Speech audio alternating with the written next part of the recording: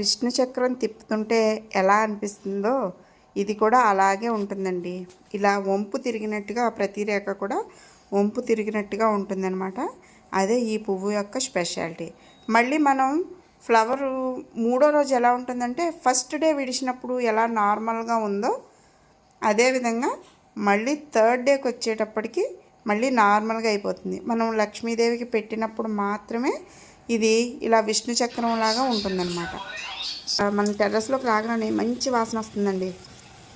అయితే ఏంటంటే మనకి ఫస్ట్ డే విడిచినప్పుడు మామూలుగా జాజి పువ్వులు మల్లెపూలు అవి ఎలా ఉంటాయి అలా నార్మల్గానే ఉంటుందన్నమాట. ఫ్లవరింగ్ అన్నది మనకి కాడమల్లి కొండమల్లి అంటాం కదండి, అంతంత పెద్ద కాడతోటి ఈ ఫ్లవరింగ్ అయితే ఉంటుంది. నెక్స్ట్ డే మార్నింగ్కి అంటే మనం దేవుడికి పెట్టుకోవడానికి ఫ్లవర్ అన్నది ఎల్లో కలర్కి మారిపోతుందండి. అది కూడా ఎలా ఉంటుందంటే మనకి అచ్చంగా విష్ణు చక్రం లాగా ఉంటుందండి.